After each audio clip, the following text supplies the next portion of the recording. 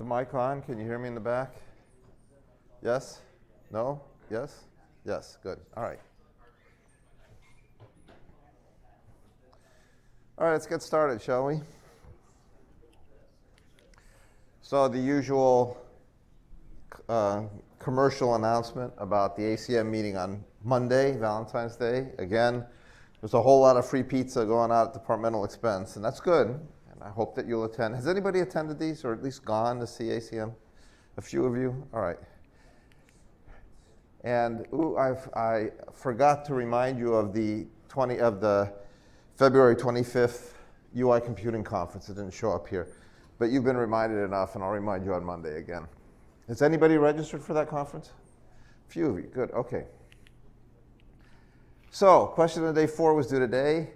Question of day 5 will post this morning and is due Monday by 9 a.m., the usual story. Hope you didn't have too much trouble with question of day 4. There's going to be a lab next week. People have been asking, do we have the lab because the exam's on Wednesday? Yes, you have the lab. Everything's normal. So some of you have sent me lab 2 regrades because your file failed to load. Some of them are corrections to the file, indentation things, and so on. Some of them are actually corrections to the functions. I don't allow corrections to the functions, but I will regrade them if they're worthy of regrade. But please be patient. As you probably have surmised, the grading of these questions is highly automated. I have other things to do other than grade 200 pieces of work, 3 times a week for questions of the day and labs. I don't think I could physically do that. So I've automated the process. When a regrade comes in, I have to get the file from wherever you put it, the zip file, whatever, compare it to the original file, check the corrections, run it again, do all this by hand. So just be patient. I'll get to it. But don't expect immediate, regrade it, please, let me know right away. It's not going to happen. So, just bear with me. I'll get to it. All right, the exam is on Wednesday. Please don't be late. Surprising how many students. I used to give in-class exams, then I stopped doing it for years. It always surprised me how many students would show up half an hour late and say, I forgot. It's like, class is always at the same time, so that means you weren't attending class in the first place. So I realize I'm preaching to the choir, but tell your friends if they're not here, don't be late. We can't run over. There's another class in this room afterwards. The exam covers the readings up to now, the lectures, the questions of the day, and the labs. If you are comfortable with all that material, and it is a lot of material, you will do fine on the exam. You should expect 3 or 4 problems on the exam. It'll be things like the question of the day functions. There may be a function provided you with the question, why does this not work? What's wrong with it? Why doesn't it work, basically? Circle the thing that's wrong, explain what it is, how would you correct it? There might be some evaluation questions. An expression that says, what does Python return? That kind of thing is what you should expect. Now, there's no iteration on the exam. We're having this exam at the end of a little bit less than the first section of the class. We haven't talked about loops yet. Some of you have been very inventive and have actually used them on the questions of the day when you absolutely don't need them. Nothing we've done requires a loop, period. But it's normal for students with prior programming to assume that every function, every assignment is going to contain a loop and start out with for I from 1 to 10. It's not the way it works. So far, if your solution works, you still got credit. But we're going to approach loops after the midterm, and I'm going to be very specific and deliberate in what I show you about loops so that you learn to think about what your loop is really doing and what loop form is actually appropriate. So we're going to be a little pedantic about it. But here's a hint. There are no for loops, there's no while loops, there's no iteration at all on the exam. On the exam, if you choose to use a for loop to solve a problem, you won't get any credit because you don't need it. So that's just a warning for those of you who have been using fors in your questions of the day. Okay, so what would I do if I were studying for the exam? I've thought about this a bit, and I think the first thing I would do is I'd take out that cheat sheet I gave you. I'd cross out the parts that are not relevant. So for example, there are no for loops on the lab, so cross out for loops. And then I would look at each of the other things, the other little sections that we've covered in class and make sure I'm familiar with what's on them. Remember, you get a copy of the cheat sheet in your exam booklet. I then go through the readings with my cheat sheet by my side and make sure I understand the related concepts to the things in the cheat sheet. So for example, in the cheat sheet, there's a thing about indexing. It shows you how to compute the indices, what the slice indices mean. I'd go through the reading here where it's talking about slices and make sure I understand the reading examples with respect to the cheat sheet and so on. So that's what I would do. Finally, I'd rework the questions of the day in the labs in order from scratch. You have these because you probably saved the version you handed in first. You got a PDF version mailed back to you when it was graded second. The lectures all have the solutions to these problems. I wouldn't start with that though. And you can always go to Icon and download the thing you uploaded. So you have access to all of these. For each one of these, I'd study the spec, I'd either derive the solution from scratch, or I'd look at the solution I already did, I'd make sure I understand, I'd look at it and say, how does this handle corner cases? Does it handle all of the specification examples? Is it the right solution? I get full credit on it. Those of you who did use for and while, get rid of it. Do it the other way. Make sure you understand how to solve these kinds of problems.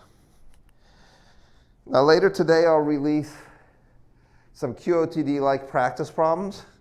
Some of them you may have seen in supplemental instruction with Adi, who's had access to the set of problems. I don't know if he's used them, but I assume that some of these are the same. Some of them will be new. So there'll be a bunch of problems. I'm collecting them now. I don't know how many, but expect maybe 15 to 20 or something. That's something in that range. On Monday, I'll discuss the solutions if it seems like they're worth discussing. Otherwise, I'll just post them. But you'll have solutions on Monday, so that gives you the weekend to practice. Finally, on Lab 3, you should view Lab 3 as the ultimate practice for the exam, with the exception that you have a partner to talk about it with. How many of you find having a partner useful in the labs? Is this a good thing in general? Yeah? So sometimes you'll find your partner knows a lot, sometimes you'll find you're the one who knows a lot. The key is that even if you feel like you're the more qualified, whether you really are or not, having to describe what you're thinking is good practice. It makes you think differently. So I think that's why we do it with partners. The lab will be graded late Tuesday night. You'll have the solution back before the exam on Monday, so you'll be able to at least make sure you understand those last problems. And then that's it. Show up on time. You'll get a booklet. When you come for the exam, I'd ask you to leave everything except a pencil or writing instrument down here. So backpacks and stuff down here, no phones, that kind of thing. You'll get an exam from me, and the exam will have a seat number on it. Seats are all numbered and the rows are numbered. And that's where you'll go for the exam. Okay, so the exams are randomized and you go sit somewhere wherever it tells you. Fair enough? You all good with this? Those of you with SDS accommodation, you should get an email from me later today. I think I figured out the exam proctoring system, but it's a mystery. Questions? Okie doke. Question of the day 4. How many had trouble with this? It's a simple problem, right? But it makes you challenging in a way. Why? Because it's a problem that has two things that are interesting about it. One is the language in the specification sent a lot of people down the wrong pathway. You have to learn when you've gone down the wrong path to reconsider.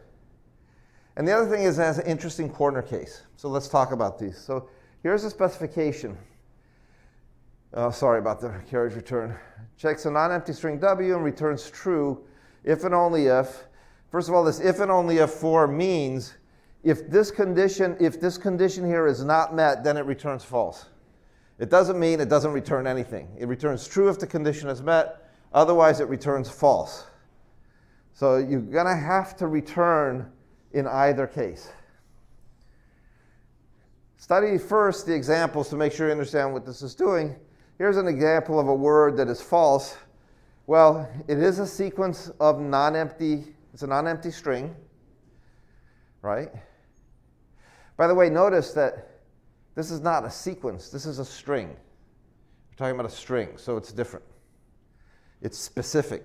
It's a type of sequence, but it's a specific type of sequence. So I've got this word, and infer returns false. And looking at it, the first and last characters are I and R.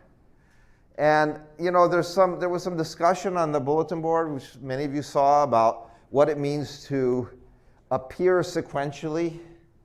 My intent here was that I followed by R would appear as IR in there, 2 letters together.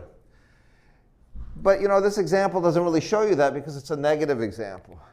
But here's a positive one. Oh, I see, I fixed the return, good. Word check success, I have S, and I have SS in the word. And in fact, it returns true. What about word check is? Well, the first letter is I, the last letter is S.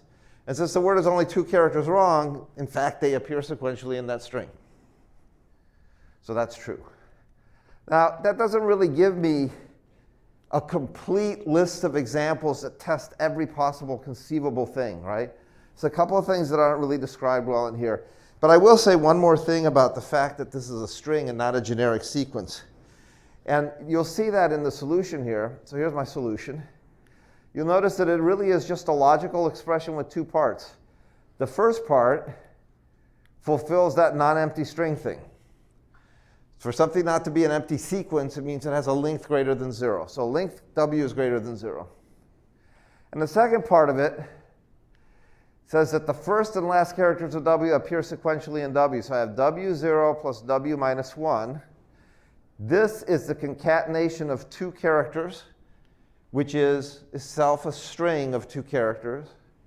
And I check if that string is in W. And remember, in sequence types, if a subsequence is in a sequence, it returns true. Otherwise, it returns false. That's all there is to it. Find the right constructs, and this is really easy. Now, one word about strings. Some of you, and I commented on this on Piazza, but it's probably a private message. I don't know. There's a lot of private messaging. Some people tried to use slices here. W from 0, 1, and then W minus 1, 0. And 2 things went wrong with that. The first thing that was wrong with that is that the W minus 1, 0 doesn't return what you think it does. And we saw this in the lab problem. Anybody remember which problem? It's a special case in the explode problem when you're indexing from -1 to -1 plus 1, which is 0, and you would get the empty sequence because the direction is wrong. So here, using the characters directly gets around that problem. You don't have to worry about going to -1 plus 1 being actually the length of the sequence rather than 0. So this makes it easier. But it makes it easier only because we're dealing with strings. There's something very specific about strings. Here it is. A subsequence of a string is always itself a string.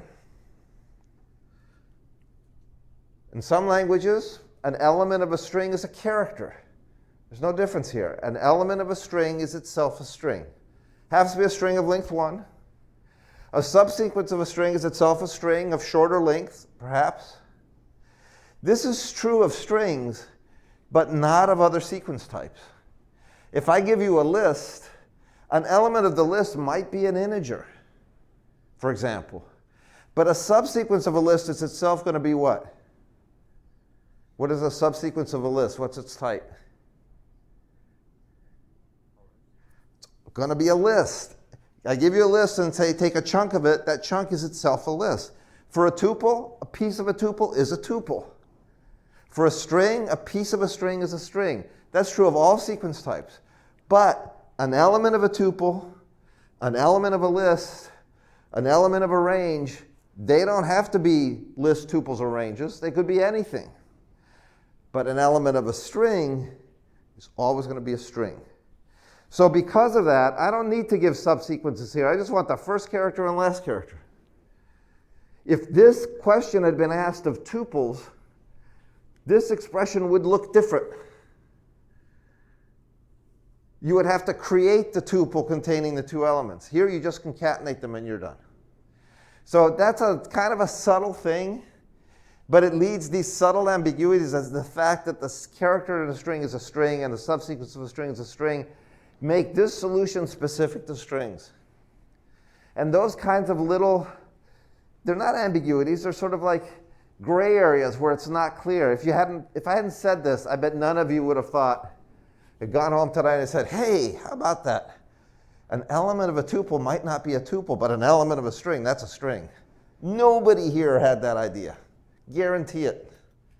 So it's those little gray areas that can cause some deviation in your understanding, which can be a problem in implementation. Okay, we beat this horse to death. Let's go on. Second thing that people got, the part about going down the garden path, somebody sees the word if, and immediately you say, oh my God, there's a conditional. I'm going to build if, else. The if will return true, the else will return false. The only thing I got left is figuring out what condition goes in that if statement. And then I'll be done.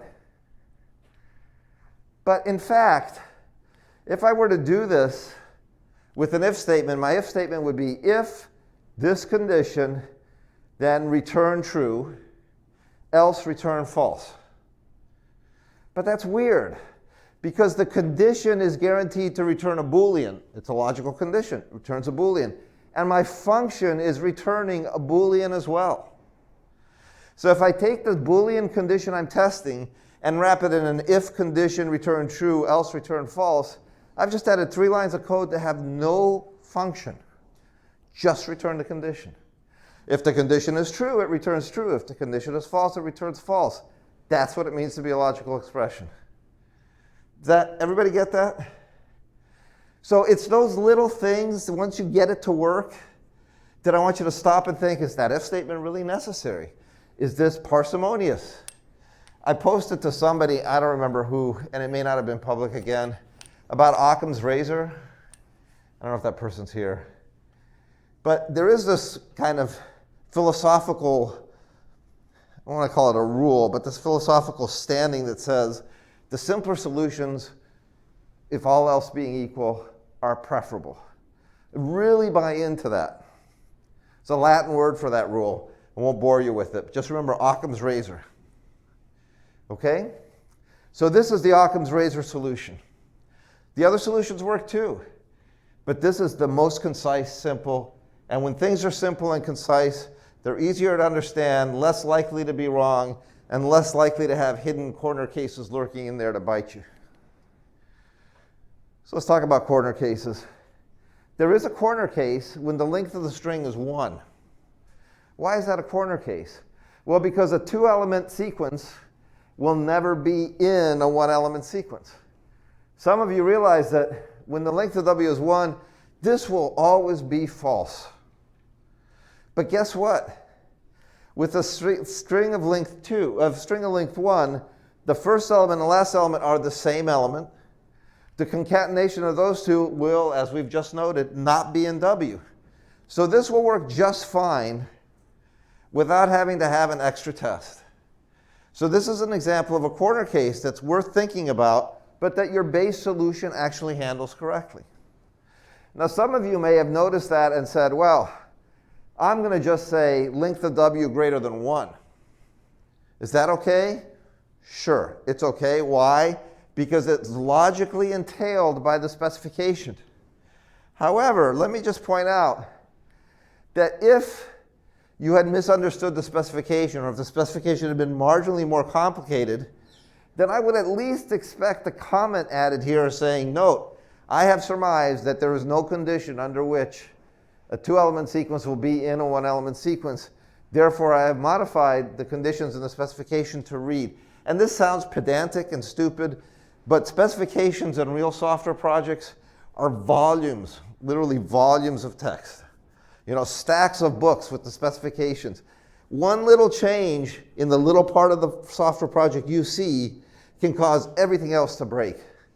So specifications are taken to be, and they may be wrong, they may need to be corrected, but they're taken to be the gospel. And that's why we treat them that way in this class.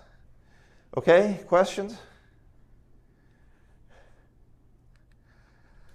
Okay, where were we? We were reviewing fancy definitions, which we'll finish very quickly today. Remember, in fancy definitions, I can name the parameters, right? And by giving default values to those parameters, I can skip parameters and it would still assign the values to them. So when I invoke the function, the use of defaults allows me to invoke the function without all the parameters, which lets me let parameters be taken for granted in a sense. The flip side of this is that I can assign them at invocation time in arbitrary order. By naming the parameter and its value, I can actually defeat that positional mapping of values to parameters that we've come to know and love so much in the first few weeks of class. And finally, we talked about arbitrary number of parameters using a last parameter to suck up any extraneous parameters. So when I have excess arguments like here, the last mapping to this value args, to this variable args, will be a tuple of those last extra parameters. So this gives you a lot of flexibility. And in fact, in functions like print, the only parameters you have are, in a sense, excess parameters. Print, by default, takes no values and just prints a line return. But when you give some variables or some values, it evaluates each one into a tuple and prints the tuple one element at a time. Finally, we can be even more obtuse if we want. We can name parameters on the fly by using the double star notation in the function signature. And that means that when I invoke the function, I will have a dictionary. Args will be a dictionary of parameter names and parameter values. Notice and remember that while these are shown in order here, dictionaries themselves are not sequence types. They're not ordered. There's no implicit ordering in a dictionary. So if you try to say, give me the first element of the dictionary, you may not always get the same thing. Just keep that in mind. All right, so some of the pitfalls of using fancy parameter lists. Excuse me. First of all, you can always rely on that function foo that uses the star args on being called with the parameters you expect. So if I do something like this, args is my parameter dictionary. So args now with key x and args of key y. But if I invoke this with x and y, I'm good to go. But if I invoke this with a and b, I'm going to get an error, because I'm going to try to refer to keys x and y in a dictionary that doesn't have values for x and y. So this is one of the pitfalls of using these kinds of unnamed parameters. Just remember that you can do it. You probably won't do it in this class. And when you do it, it's going to be under very controlled circumstances because it's open to abuse, as we've just seen. Any questions on parameter or fancy definitions? So this is all I wanted to say about fancy definitions. But let's do a little example just to cement the concepts. Here's a specification. I have a function called create. It takes two inputs, L and E, where L is a length and E is a datum. In other words, something, a number, a string, anything you like. And what this function returns is a list. It returns a list. It basically creates a list of L copies with a default of 0 of elements E. And the default value for E is foo. So I'm going to build this function. So first of all, let's take a look at some of the sample output. So create with no arguments returns the empty list. Why? Because the default value for L is 0. The default element is E is foo. And a list of 0 elements where each element is foo is just the empty list. So far, so good. Create 3, well, so L obviously is 3. The element E is foo, so that returns foo, foo, foo. And create 2, comma, bar returns the obvious bar, bar. Okay? Now, when you get a problem, I always give you a few sample examples. I don't do that just so you have some test cases. I do it because there's often information in those examples to understand what maybe the spec doesn't exactly tell you. So if I just say create 3, 0, oops, sorry, I don't know why that appears twice. I get 3 values, 0 in my list. So rule that line out. I apologize, that got duplicated while I was doing this. But what do these examples reveal that's not given in the specification? There's a little hint here in the example.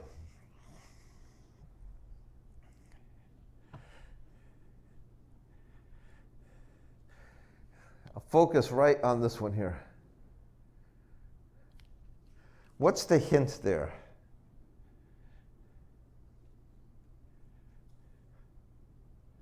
Yeah, go ahead. There's like a default output. There's a default alphabet? Output. Well, the default output, we know that there are 2 parameters, L and E. We know that the default L is 0 and the default E is foo. Here I'm giving just one argument. Which argument is it? It's L. Obviously, from this outcome, it's L. Because if the default parameter when you only give one were to be E, were to be the element, I would have gotten this outcome, 0 copies of the number 3. But I got 3 copies of the default value foo. So there's something in here that's not in the spec. And that something is, what is the implicit order of arguments in the function signature? And there it is. If I give you one parameter, it's going to map to L. Now that doesn't mean I can't invoke create as create left parentheses E equals bar, in which case the L would default to 0 and I'd be passing explicitly the E parameter. That's okay. But it does say that if I don't identify the parameter I'm passing, it will take it to be the value for L. And if that's not an integer, you're going to get an error. So see, just reading the spec carefully, making sure you understand how it maps onto the outputs you've seen, can help you really understand what these functions have to do. So, simple solution here is that I'm going to return L star the list E. Why the list? Because I was told I was going to return a list of elements, of L copies of the element E, so I'm going to use the list notation. I'm just going to multiply it to get that thing replicated. So notice here, the default values, being able to have default values and default ordering, do all the heavy lifting. I don't have to have an if-else structure that says, wow, if E is given but not L, then do this. If L is given but not E, do that. And if they're both given, do this. And if you got nothing, just return the empty list. That kind of code doesn't happen here because I have the ability to use fancy definitions to make a lot of that logic implicit. All right. Let's do a problem. So you all learned this equation in high school, right? And you all learned how to solve this kind of problem in high school algebra. And the way you did it is you used the quadratic formula, which looks something like this. Did everybody memorize this in high school? You must have, right? Negative b plus or minus square root of b squared minus 4ac all over 2a. I haven't used it in 45 years, but I still remember it. 50 years. 53 years. Long time. So my function, if I want to implement this, my function should take 3 parameters, obviously, a, b, and c. So if I give it a and b and c, I don't need to give it x because x is the parameter I'm solving for. It's not really a variable name. You solve this equation in terms of x. You don't actually use values of x. So a small aside, solving this means I'm going to solve it in closed form. In other words, I'm going to give you, when you give me a, b, and c, I'm going to return a tuple that are the roots of that equation. It's not the same thing as asking what is the value of this formula for a particular value of a, b, c and a given value of x. That's a different function. Here I'm solving the equation in closed form that tells you here are the roots of that equation. Okay, so here's my example. So here's a formula. Quad solve 2, 3 minus 4. I would like it to return a tuple that shows the roots at minus 2.35 and at 0.85. So it's going to return a tuple of floats. How hard can this be? I gave you the formula, right? Can't be that hard. So let's try it. First attempt. Here's my quad solve. You'll notice that I'm actually going to use an intermediate variable here, m, which is the square root of, this is in essence, this part of the formula. B squared minus 4ac. I'm going to solve that by multiplying b by itself to get b squared, minus 4 times a times c, and that whole thing, square root of that is m. Why do I use a variable assignment here when I've been picking on you for using a lot of extra variable assignments? The reason here is that I don't have to. I could just take this expression and plug it in here and here, but I would be solving the square root twice. And if the square root is expensive to solve, it's not really, it's marginally expensive. There are good algorithms for deriving square roots. But if it were, and sort of in principle, it makes sense to use an intermediate variable. That's what this is. It's not a parameter. It's a variable I'm going to use in this function, and I'm throw it away. Doesn't persist. It's gone. It makes sense to use such an intermediate variable when I have a partial calculation or a partial result I'm going to use more than once in the computation of the final result. That's how I justify this intermediate variable. The code that I've seen from a lot of you at the beginning is a equals x, a equals something, b equals something in terms of a, c equals something in terms of b, d equals something in terms of e. All of those can just be collapsed to a single expression, as we've done in the solutions to the questions of the day. That kind of step-by-step thing is for people who are learning to think about the algorithm. It's fine, but then you want to get rid of them from your code. All right, and what I do here is compute the square root, and then I take negative b minus the square root all over 2 times a, comma, because this is a tuple, negative b plus the square root. So these are the pairs of roots. Now, this doesn't work. It's broken in interesting ways. Yes? I'm sorry, say it louder. Would one of the things that's wrong with it be the fact that you didn't put parentheses around the 2 times a? So you're dividing by 2 and then multiplying the whole thing by a. Well, it might be.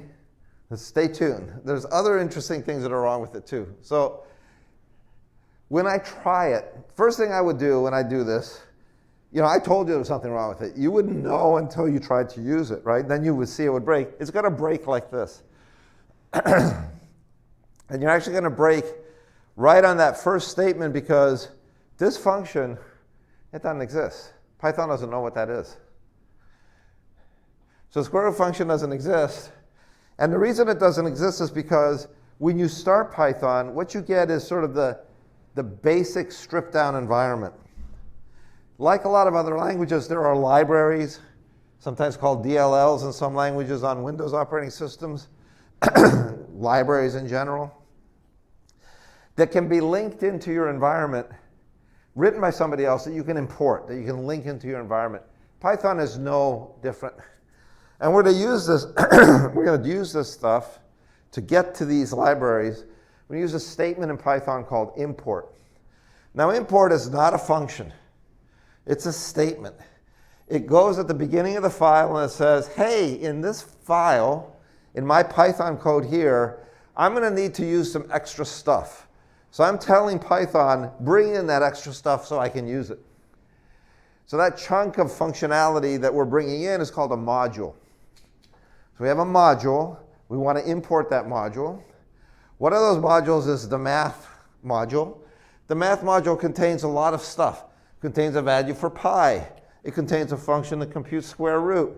It contains a lot of all the transcendental arctangent stuff like that. All that stuff is in the math module. Typically, in many programs, you won't need it. So it's not part of Python by default. So what I'm going to do here is I'm going to import math, just like this. It's not a function. There's no parens. It's a statement. It's an advisory. It says, hey, Python, I'm going to want math. make sure I have math. And now, when I get to my math, my square root function, you'll notice the file name, the function name has changed. It's no longer square root, it's math.square root. This dot notation we'll see in Python in two distinct forms. In this form, it's saying, use the square root function from the math module. So I can have a square root function I write that's distinct from the square root function I get from the imported module math. This is the square root function from the imported module math. So now I'm one step closer. I try to run it. I actually get a value, so it seems. What else is wrong with this? Yes? You need to account for if the b squared minus 4ac is positive, if it's negative, you get imaginary. Yes. Let's assume we're not going to worry about that. It's a good point. Want to make sure that we don't get imaginary numbers. Python, by the way, has modules for imaginary numbers, so it could handle that. That wasn't the intent of this example, though. There's a much easier thing to see that's wrong with this. Does anybody see it? Yes? Absolutely. First clue, I was going to return a tuple of two values with a comma. It's not there. In fact, I haven't actually returned anything. I've fallen prey to the mistaken assumption that print and return are the same. I've computed these values and I've printed them out. But I can't use them for anything. If I ask x1, x2 equals quad solve that, I'll see the same values, but it returns none because there's no explicit return. There's a question on the bulletin board that said, if I'm just returning a logical expression, why do I need return? Why don't I just let the logical expression be the last thing? Well, returning a value from a function call is a volitional action. You got to tell Python, you've computed this thing. Now, instead of just throwing it away, return it as the value of this invocation. It's up to you. The print statement here is a false friend here. It's making you think you're actually doing something. But in fact, the function we've defined up to now computes these roots and then throws them away, never to be seen again. So it's not useful. So clearly, printing is not the same as returning. What's explicitly printed is not automatically returned. So use that return. And by the way, return, like import, is not really a function in Python. It's a statement that governs the function definition. So you will see me treat return like a function. What does that mean? You will always see me use the parentheses around return. And the reason I do that is because I like to think of return, and this is quirky at best, but to me, thinking of return as a function reminds me that when I write a function, I'm not quite done yet. I'm going to make sure I explicitly return the value of this function. So the last executable statement in my function is that return, which I've mocked up to look like a function call. And I can do that because just think of these parentheses as algebraic parentheses that are syntactic sugar. Alternatively, since return can take multiple values separated by commas, I'm just making the implicit tuples parentheses explicit. I've seen your code. Many of you treat return as a statement without the parens. Some of you return it as a function, probably because you think of it as a function. My advice to you is, I have found adopting this slightly quirky syntax, which you don't have to do, I've found it enormously helpful in the past. So it also jives a bit better with what other languages do. So it's a little bit more consistent internally, at least in my mind. One thing computer science students have to learn to be is polyglots, right? We're going to learn Python. I expect, for many of you, this will be your go-to language for most little pieces of code you write and experiment with. But you're going to write C, you're going to write C++, you're going to write Java, unfortunately. You're going to write all sorts of other stuff. You'll write Rust code, you'll write Haskell, you'll write Coq. It's all these other different languages. They're all different. Different philosophies. You know, Lisp code, which was my favorite, is like hundreds of parentheses. They all matter. People go nuts with lists when they see parentheses. And there are super parentheses in lists, square brackets that close arbitrarily many open parentheses. It's a weird language. Whatever little regularity you can get into your dealings with languages will probably stand you in good stead. Okay, so my third attempt replaces the Python that with a return. Now I'll notice that the assignment returns none, because the implicit print in the REPL doesn't print anything. But the value of x1 and the value of x2 are there.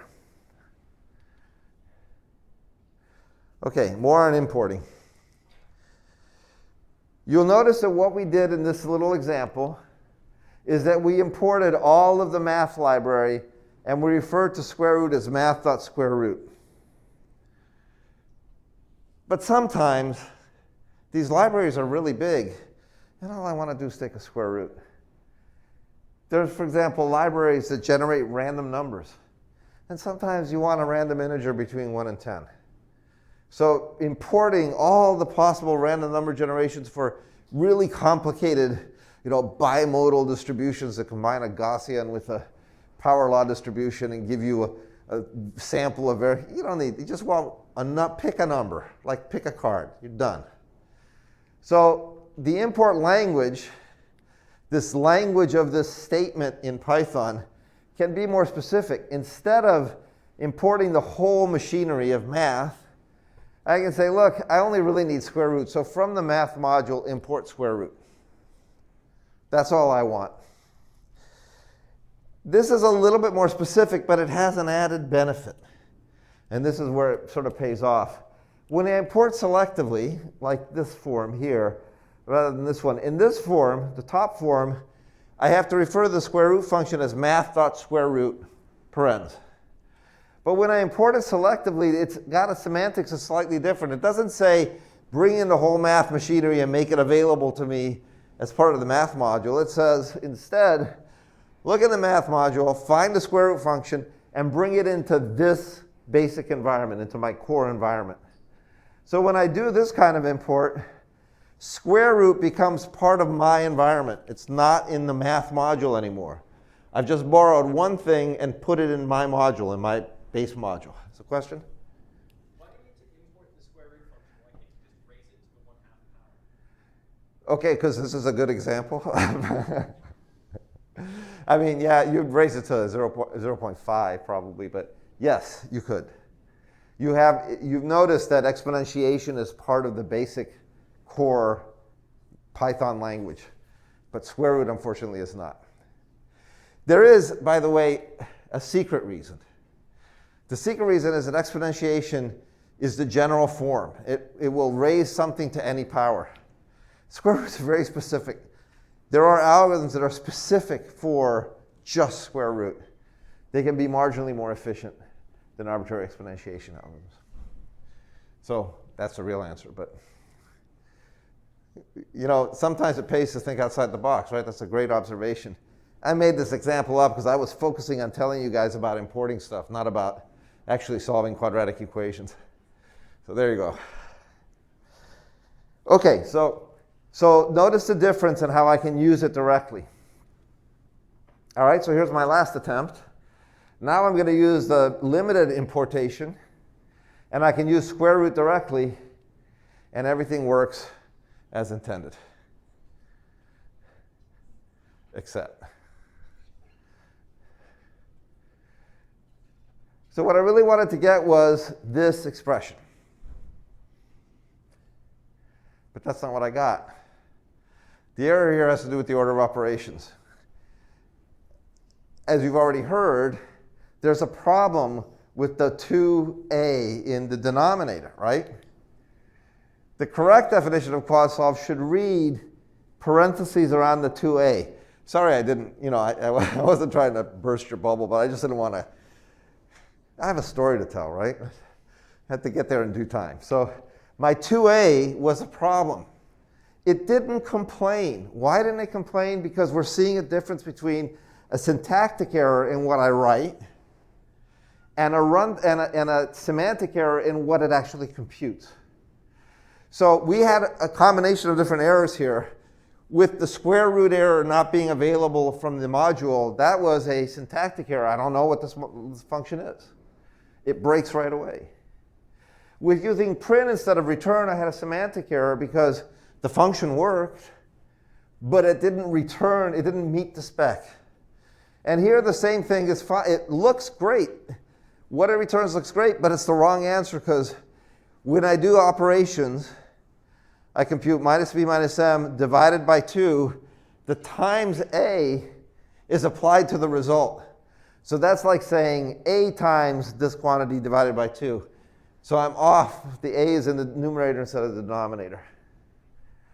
So be aware of the difference between syntax and semantic errors. Now what time is it? 10:15. Okay, I'll make a deal with you. Everything we've set up to now will be on the exam. Everything I say now will not be. It'll be on the next exam. Deal? So we'll go on for a few minutes. So we've seen sequence functions before. We've seen length. In your questions of the day, you've even seen max, min, sum. And you've actually been acquainted with map, which you'll never see again, by the way. But I haven't shown you any and all, which are analogs to these functions that also apply. So let's take a look at some of these. Sum, we know what that does. Takes a sequence type, returns the sum of the values. They better be integers or floats. Max, you've used this. Min, the obvious thing. Whoa, this is different. What is this going to return? What? Capital A? Bingo. Why? Because the implicit order in the character set is alphabetical order. Uppercase letters always take precedence over lowercase letters, regardless of what the letter is. So if you think of what's called the collating sequence inside the machine, capital A comes before capital B, comes before capital C, dot, dot, dot, before capital Z, dot, dot, dot, before lowercase a, then B, then C, and Z. So that's what makes sorting words work just like sorting numbers. And the result is you get alphabetical order. And isn't that cool? By the way, somebody posted a really nice question privately, which I made public, asking about how Python knows how to work. And I gave an answer that talks a little bit about the first day in class we had this hierarchy of things, from specification to design to algorithm to implementation to the machine code. I gave like in a paragraph sort of how this works from the machine design up to the language level. And I put a pointer to a little simulator that I built 15 years ago for a silly little simple architecture, and there's some reading there. It's not part of the class, but if you're curious about how the computer works and how machine instructions that are implicit in the architecture of the machine can be mapped on, or are mapped onto from sort of higher level programming language instructions. I made up a silly little programming language and showed how it maps to this silly little machine's instruction set. And I built a web-based tool so you can play with code and compile it and see how it runs. If you're curious, it's a fun afternoon. Your mileage may vary. I think it's a fun afternoon. But I really did appreciate the question. I encourage you to ask questions that are even just peripherally related to the stuff in this class, because if they're on your mind, it can help you understand this material if you have that context. So by all means, that was a great, made my day. All right, last two functions I want to introduce. The all function is an analog of the kind of max and min functions, but on sequences of logical types, of Booleans. So in a sense, the all is the multi-way extension of and. The all returns a true if and only if all of the elements in the sequence are themselves logically true. So all of true, true, true, true, true, and so on will be true, and all of anything else will be false. Any is the logical extension to multi-way or. So remember how or is true if either condition is true. Any is true if any of the conditions in that expression, in that sequence, any of the logical conditions are true. And it's kind of what they mean when you read them, right? If any of these are true, return true. If all of these are true, return true. Otherwise, return false. Okay, we've also seen examples of functions. All of these you should have seen already. But there are other types of functions that we haven't seen, although you've read about, especially in the string section. And I want to just say a word about this. Python itself is not a strictly object-oriented language. It is a language that allows you to write in a functional style, which is what I teach, in an imperative style, which is the kind of style that many of you have learned Java in, and in an object-oriented style, which is a lot like how Java was intended to be used. And in these object languages, there are things that look like functions that are called methods. And Python has that, and it mixes methods with what we normally think of as functions.